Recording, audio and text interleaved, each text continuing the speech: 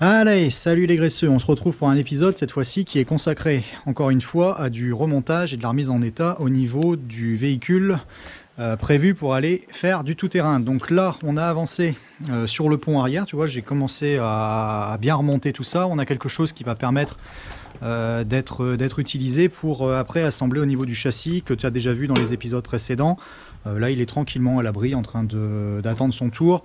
Le but, c'est de récupérer des ponts qui vont être utilisables pour récupérer quelque chose qui va être mobile et que je vais pouvoir commencer à assembler.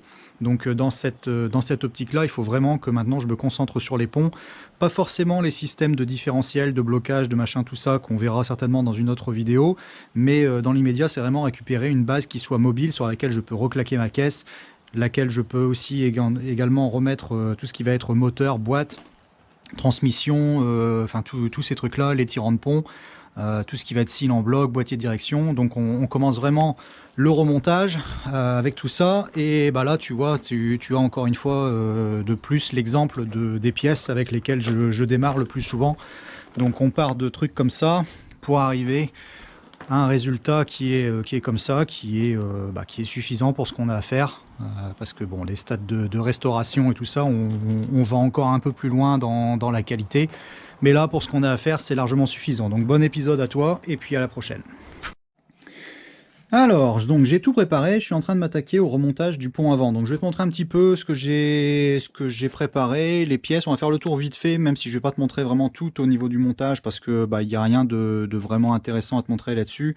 Ou alors si je veux faire une vidéo vraiment complexe et complète, en fait, t'es parti pour vraiment traiter longtemps. Donc je préfère survoler vraiment vite fait, te montrer un petit peu à quoi ça ressemble, et puis toutes les pièces qu'on a ici sous les yeux. Et je vais te parler en premier, c'est de la décision que j'ai prise au niveau du remontage pour ce pont avant. Donc en fait, je vais remonter un nez de pont comme ça, classique, en 10 cannelures, un truc vraiment basique, le truc que tu vas trouver partout d'origine sur les premiers ranges.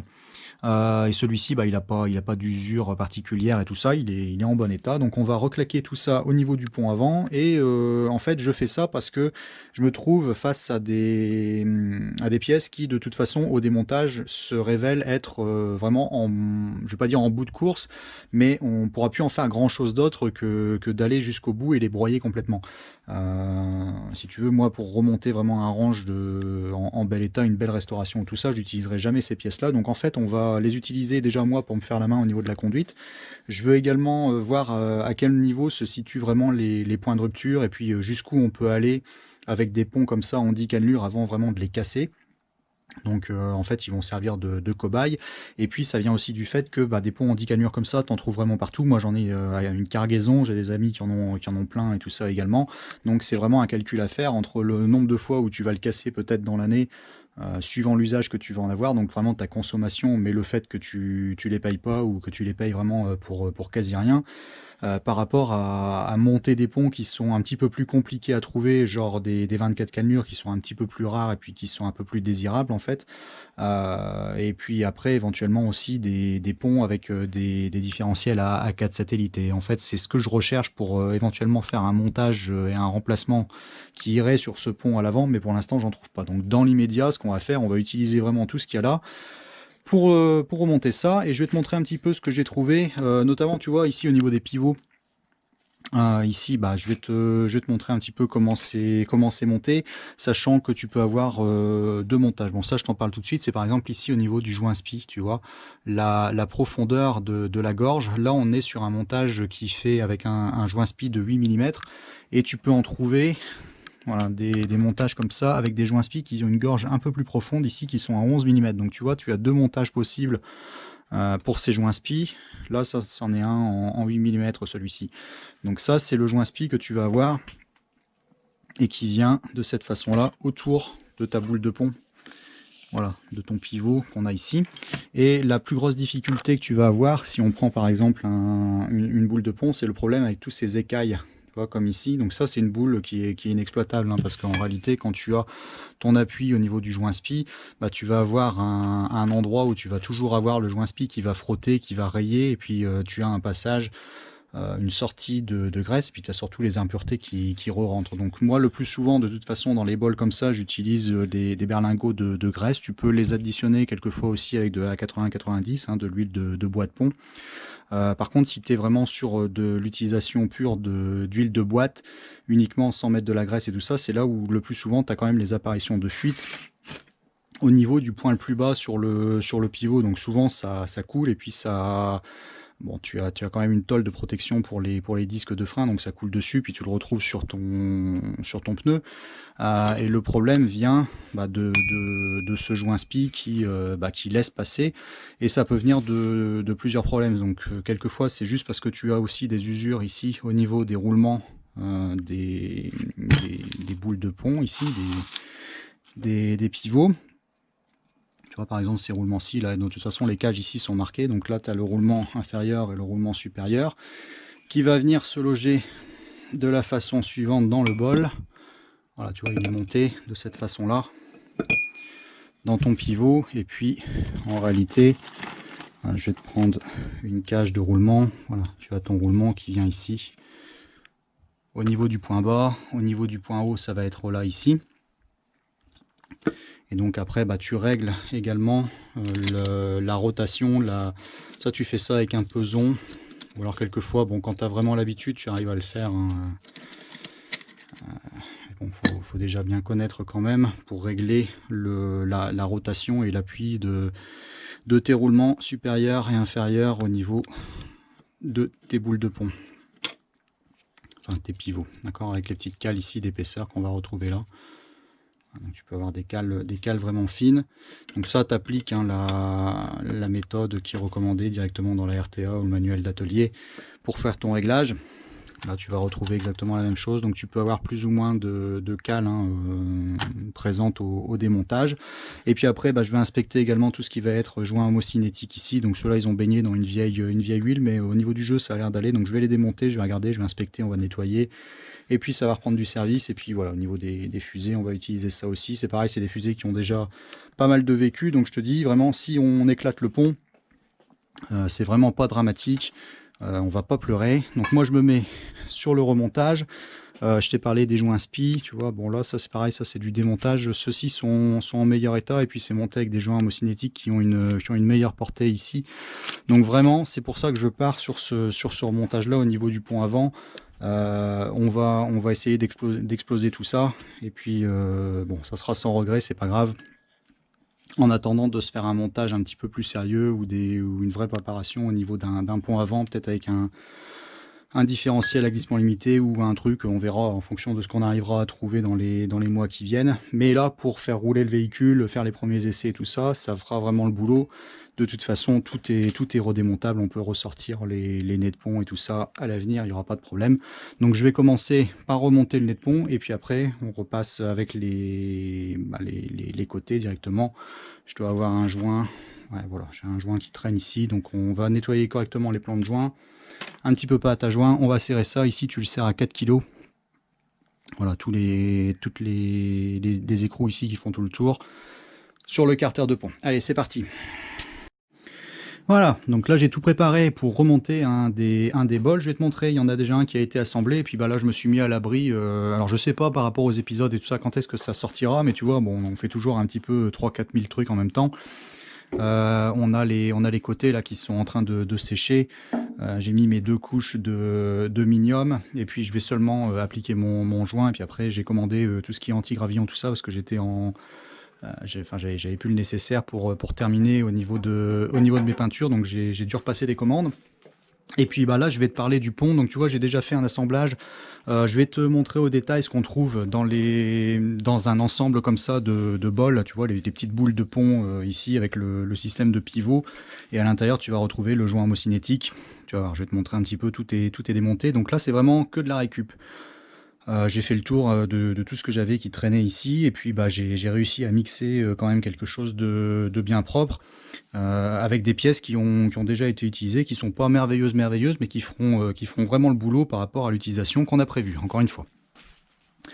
Alors ici, donc tout a été réglé, c'est serré hein, au couple ici, là tu serres à 6 kg, ces vis ici, et là c'est 8,5 kg au niveau des pivots, là comme ça, et puis celles-ci, elles sont à serrer à 1,2 kg ici, d'accord, voilà, donc ça c'est fait, et puis pour la résistance, donc là j'ai fonctionné avec des roulements que j'ai récupérés hein, dans tout mon tas, qui sont bien appareillés, mais qui sont des roulements d'occasion.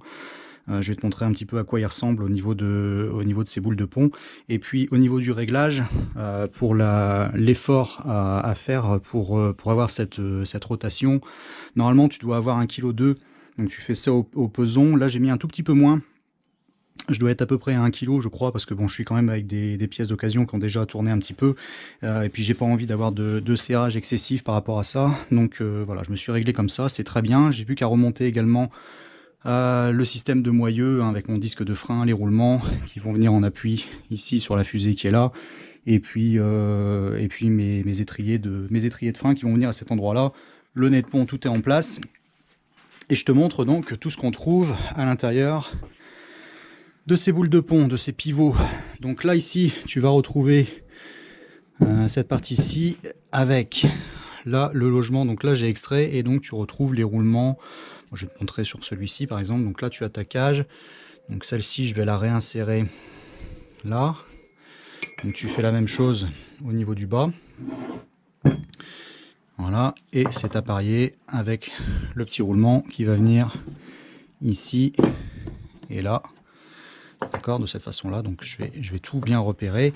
Bon, tu as pu remarquer, c'est que par exemple ici, bah, là j'ai une petite trace, tu vois, tu as des petits éclats et tout ça, mais c'est pas dramatique à cet endroit là, parce que là au niveau de l'appui, quand tu as le joint spi qui vient sur la boule de ici, sur la sphère qui vient appliquer, on va pas aller jusque là, ça va aller jusqu'ici maximum. Donc là c'est pareil, donc là j'ai récupéré un joint spi, celui-ci il est neuf, hein, c'est un vieux que j'avais qui traînait. Là on a les petits flasques d'appui, ici on a la partie supérieure, j'ai pas pris le pivot d'ailleurs, je vais aller le chercher, avec les petites cales d'épaisseur qui te permettent de bien faire au niveau de ton réglage. Donc ça c'est ce que tu vas retrouver.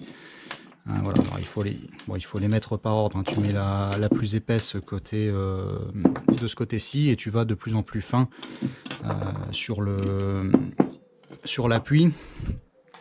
Et donc ces petites cales là te permettent de faire le réglage ici, d'accord. Donc là moi c'est ce que je vais faire, hein. Je vais faire un réglage de ce côté-ci. Je vais déjà le monter à blanc en ne mettant pas le joint spi, et puis je vais aller chercher ma résistance. Je vais mettre aussi à 1 kg de ce côté là, et une fois que c'est fait, je vais tout remonter, redémonter, remonter avec un réglage définitif et le nombre de cales que j'aurai choisi. Donc tu vois, tu as plusieurs épaisseurs différentes, mais ça te permet de faire des ajustages vraiment très très fins, et d'avoir vraiment des intervalles qui sont très petits. Pour tes résistances, tu arrives à régler ça vraiment pile poil. Le joint homocinétique, hein, qui n'est ni plus ni moins qu'une articulation de cardan. Donc là voilà, je vais le graisser un petit peu avant de le mettre en place. Là on a notre demi-arbre de roue, hein, celui-ci, qui est le demi-arbre le plus court, hein. Il est côté passager, celui-ci. On a nos joints neufs, on a la fusée qui est là. Bon, elle est pas merveilleuse non plus, mais elle fera le boulot également. Et puis après on a tout système de visserie. Je vais aller chercher le pivot, parce que de toute façon j'en ai besoin là pour faire mon montage à blanc. Voilà, donc je suis allé récupérer le pivot ici complet. Je vais te faire un montage à blanc de toute façon, comme ça tu comprendras bien quel est l'ordre des pièces, comment ça se monte, comment ça vient, tout ça. Et puis ici j'en ai profité, j'ai monté mes cages de roulement, là j'en ai pour 2 secondes, et puis j'ai bien repéré. Donc ça c'est pour celui du haut, ça c'est celui du bas. Allez, petit montage à blanc.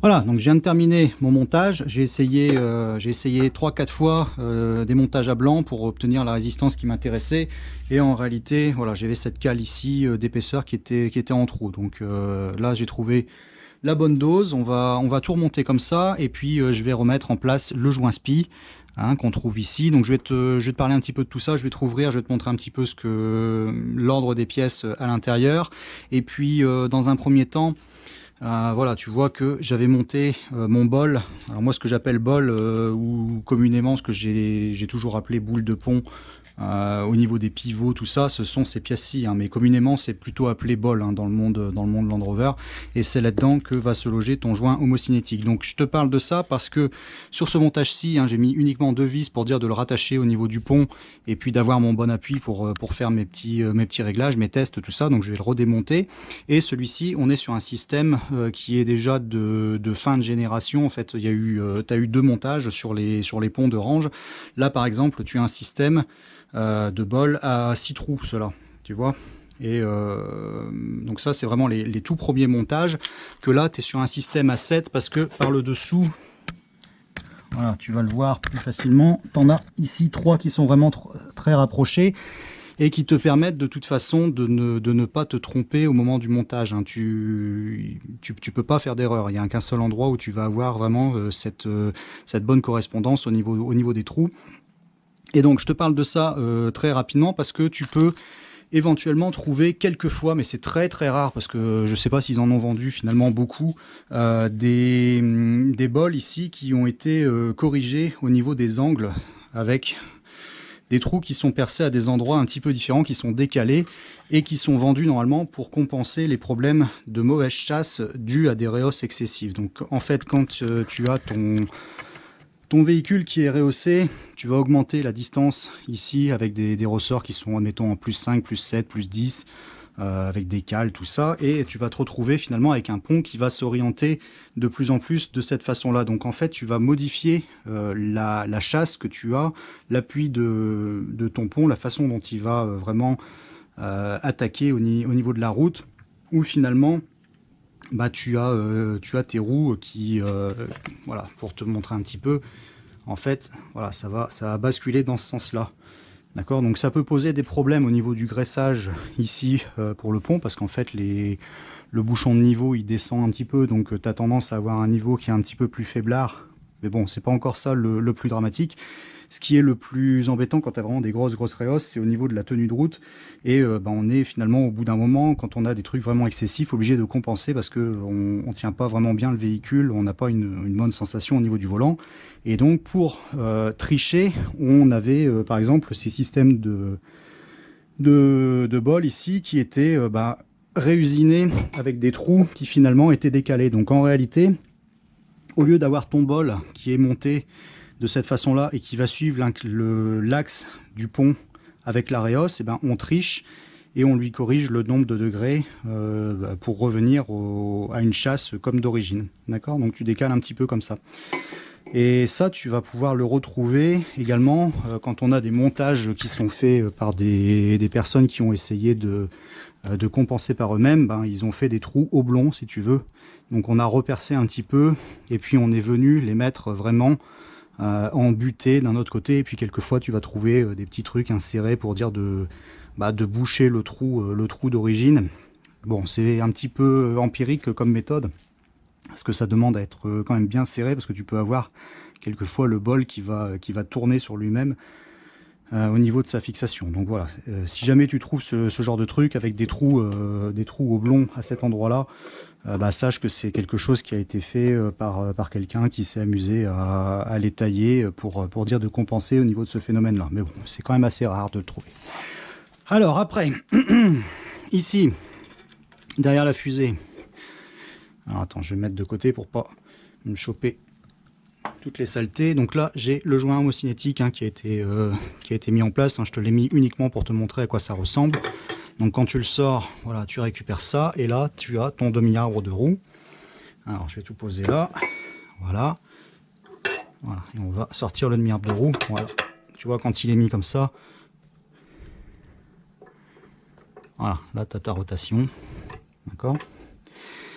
Voilà, donc c'est ce système-là que tu vas trouver à l'intérieur. Et puis, ce qui est important aussi de vérifier, tu peux quelquefois avoir des niveaux d'huile qui vont monter de façon excessive dans le pont. Quand tu as, par exemple, un joint SPI qui est HS à cet endroit-là, là-bas derrière, le joint SPI qui est ici, derrière ce bol. Bon, là, il est plus en place, mais il vient à cet endroit-là et il va appliquer sur la surface qui est ici. Donc quand tu as ton joint SPI qui est naze, et ben tu as une communication qui se fait entre cette partie-ci et la partie ici carter de pont. Et donc tu vas avoir, avec la pression qui va s'exercer à cet endroit-là, parce que ici tu n'as pas de système de mise à l'air, contrairement au pont ici, le carter vraiment de pont pour le nez de pont, tu vas avoir un passage de la graisse et de l'huile, éventuellement, suivant le mélange que tu vas utiliser, soit les petits berlingots, ou alors un mélange que tu fais toi-même, ou de la graisse à cardan, ce genre de truc, qui va passer directement ici dans le pont. Donc si ton niveau augmente sur les ponts avant, le problème vient du joint SPI ici qu'il faut remplacer. D'accord? Donc moi, ce que je fais aussi quelquefois, en fait, j'ai un système où je fais un système de mise à l'air pour remonter des mises à l'air, comme le système ici, carter de nez de pont, et puis je ramène tout ça avec les autres, quoi, pour évacuer la pression qui se forme au moment de la rotation à cet endroit-là, dans cet ensemble-là, au niveau des joints homocinétiques. Donc là, je vais tout redémonter, encore une fois, je vais bien tout repérer, et cette fois-ci, on va faire les joints bien comme il faut, avec les joints papier, pâte à joint, et puis on aura un montage qui sera définitif. On n'a plus qu'à mettre notre système de fusée. Voilà, et puis les moyeux, tout ça. Donc là, je pense que j'ai fait à peu près le tour, c'est à l'arrache complètement. Il fait un petit peu chaud, fait un peu étouffant, c'est pour ça quelquefois, tu vois, j'ai des petits problèmes au niveau respiration, tout ça, parce que la chaleur et tout ça, je travaille pas dans un environnement climatisé ni rien, donc voilà, je fais des heures et des heures. Quelquefois un petit peu de fatigue, et puis voilà, là en plus j'étais assis, ça n'aide pas pour la respiration. Donc je m'occupe de ça, mais au moins tu as vu comment c'était monté à l'intérieur, et puis tu as quelques petites informations supplémentaires sur ce qu'on peut trouver. Je t'ai pas parlé, par exemple ici aussi, c'est les vis de butée. Alors ça, ce sont les vis qu'on va utiliser pour faire les réglages de butée, les butées de direction. Voilà, qui viennent simplement cogner ici contre le carter, enfin contre le bol. Tu peux jouer plus ou moins avec pour dire d'augmenter ou de réduire ton angle de braquage. Et c'est surtout utile quand tu utilises des pneus qui ont par exemple des largeurs plus importantes, ou des trucs à gros crampons, et puis que tu n'as pas suffisamment de déport et tout ça, et que ça vient frotter surtout à cet endroit-là au niveau du tirant, enfin du poussant de pont avant. Donc tu peux vraiment racler le côté de tes pneus, tes crampons et tout ça. Si tu n'as pas tes vis ici qui sont bien réglées, ça prend vraiment pas longtemps de les faire. Au pire, tu les démontes complètement, tu nettoies tout bien et tu remontes tout à la graisse. Ça te permettra de bien les régler comme il faut, et puis de ne pas galérer au moment de les débloquer. En général, ça se fait relativement bien. Allez, je me mets là-dessus. Voilà, donc je viens de terminer. Ça y est, ici de ce côté-ci, c'est serré également. J'ai pas de point dur, tout est bien propre. J'ai tout remis en place, mes vis d'étrier également. J'ai graissé pour dire d'éviter l'oxydation future. Je me suis pas amusé à mettre de la peinture tout partout. Pour l'usage qu'on en a, encore une fois, c'est pas la peine. Et puis ici, le joint SPI est bien en place, tout est serré comme il faut. Et puis de l'autre côté, tu l'avais déjà vu de toute façon. Donc là maintenant, moyeu, disque, et puis je peux reclaquer les roues et puis remettre mes jambes de force, tout ça. On va pouvoir réassembler tout pour mettre ça sur le châssis. Bon, j'ai quitté l'atelier 1 heure parce qu'il y avait ça à vendre dans le village d'à côté, avec un copain qui avait ça qui traînait dans sa grange. Donc comme lui il n'arrivait pas à les monter sur le sien sans réos et tout ça, j'ai su récupérer, et je vais te montrer un petit peu ce que ça donne. Je n'ai pas laissé passer parce que au niveau taille, par rapport à nos 750 là que j'avais, qui traînaient chez moi, on est pareil au niveau hauteur. Par contre on est un petit peu plus large, et puis surtout l'avantage c'est que on a les jantes modulaires avec un petit déport apparemment, je sais pas de combien, mais je vais te montrer un petit peu à quoi ça ressemble une fois que c'est monté. Je l'ai présenté là sur celui-ci. Attends, on va prendre un petit peu de recul. Voilà, ça fait ça, et puis tu vois, ça sort un petit peu par rapport à l'aile, donc peut-être que je serai obligé de mettre des élargisseurs, mais ça c'est pas grave, j'en ai. Je sais pas non plus, je pense pas que je remettrai de cale derrière pour faire ressortir davantage, mais là on est déjà vraiment pas mal. J'ai bien envie de laisser comme ça.